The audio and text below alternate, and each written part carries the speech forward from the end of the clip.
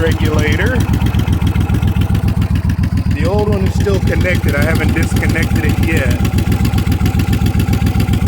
But without the battery from the truck assisting this bike,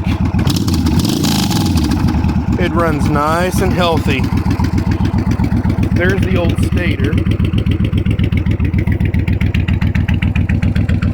But yeah, that's what it was. It was both the stator and the voltage regulator.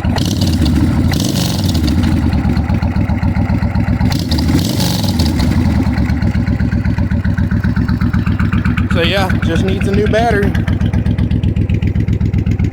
And then I'm gonna fix this oil leak.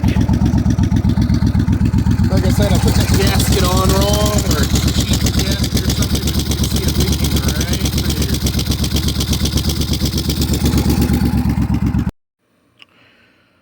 there. Alright guys, so I got my bike moved. It was over there.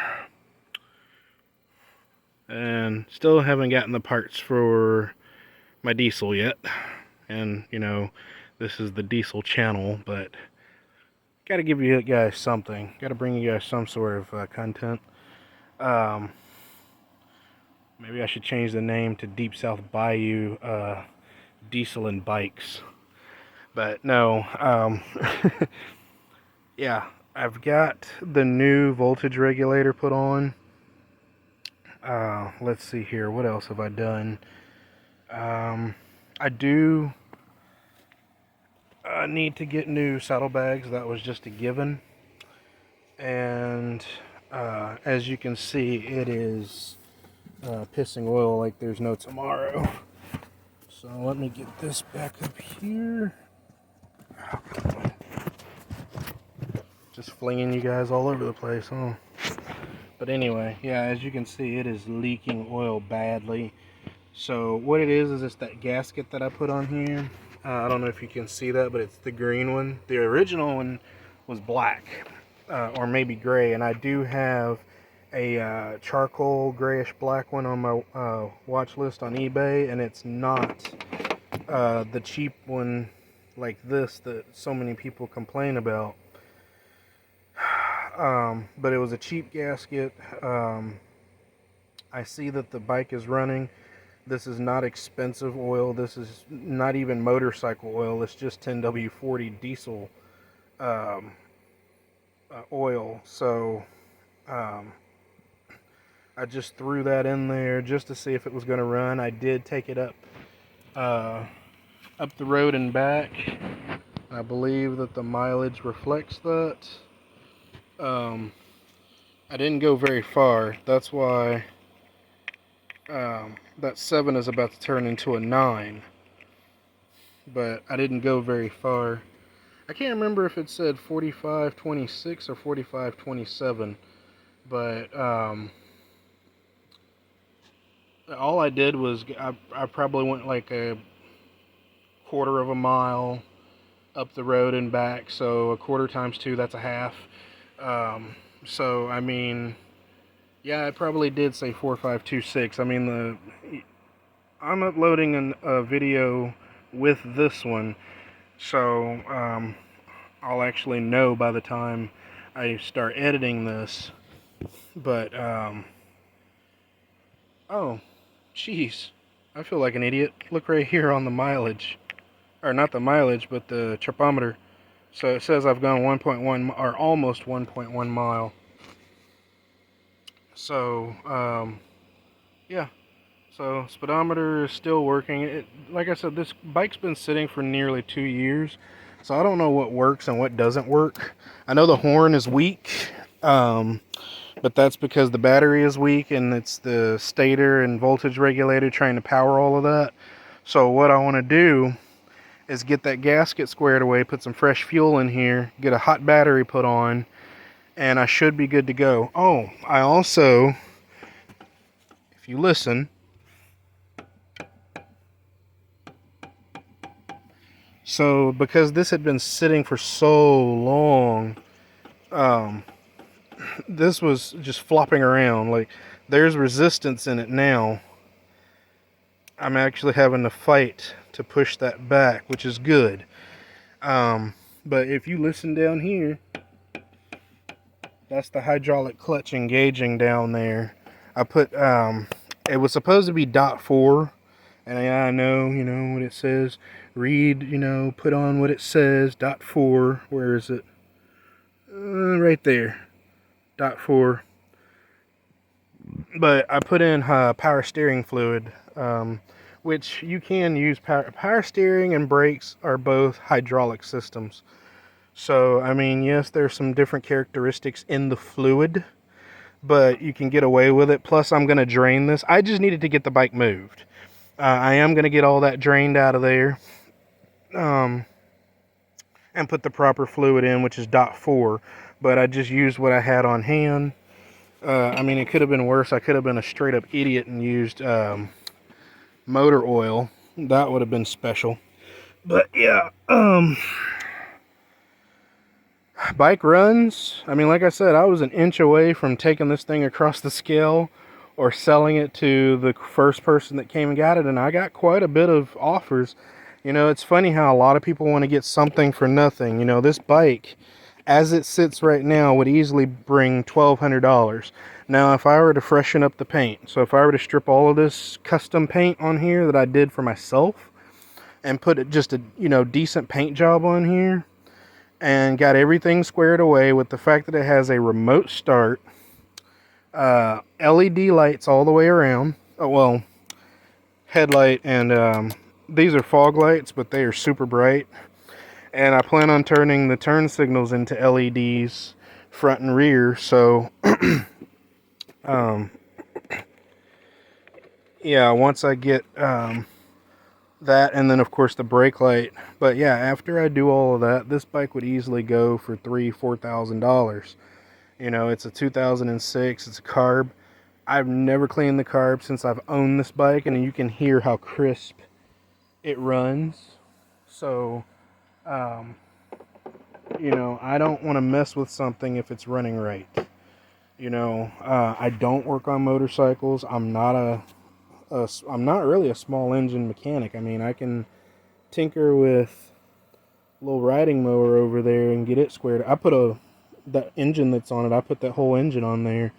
It came with, I believe, a 17 horsepower. I think it's, oh, it says it right here on this sticker here. So let's get a good gander of what this says. 18.5. So it came with an 18.5 horsepower motor. And looky what I put on. It's nothing special. Alright.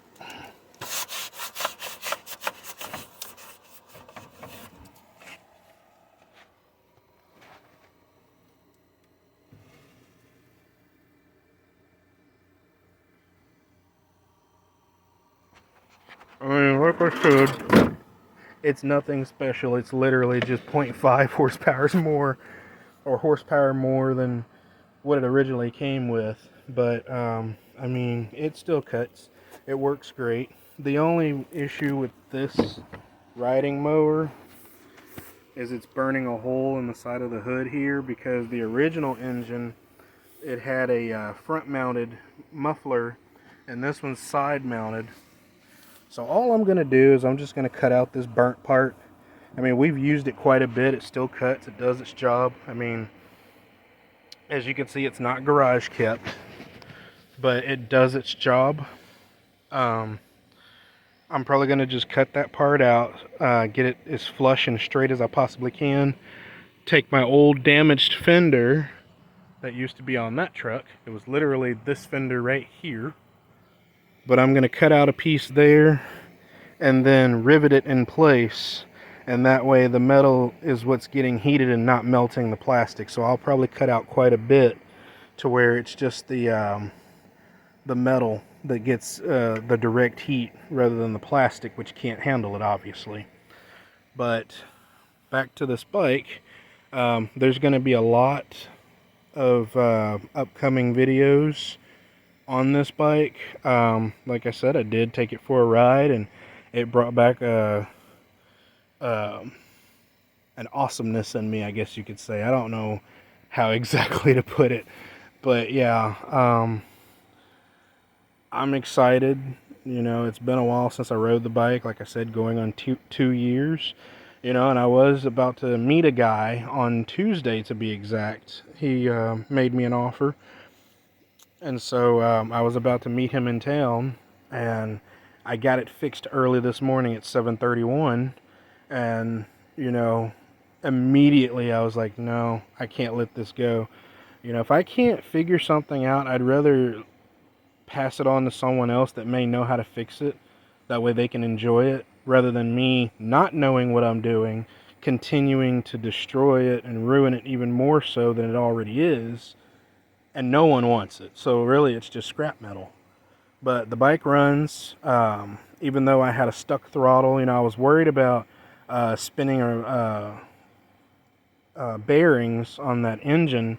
You know, kind of like you don't rev up you know, car engines when they're cold, because you can blow a head gasket, you can warp the engine, you can spin bearings on it. That's mainly if you run it out of oil, but I have heard of people getting rod knock from running a car too hard on a cold engine.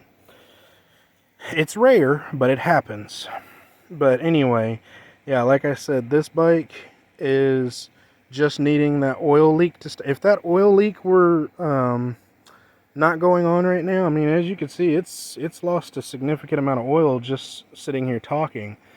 But once I get that oil leak squared away and put a hot battery on here, I do believe I'm going to have to change out either the starter solenoid or perhaps this right here, because when I push this, all I get is a click. I have to start it directly at the starter.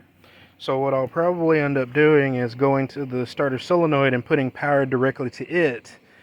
And if it'll, actually with the battery jumped, all I have to do is jump the wires from the battery to the starter wire.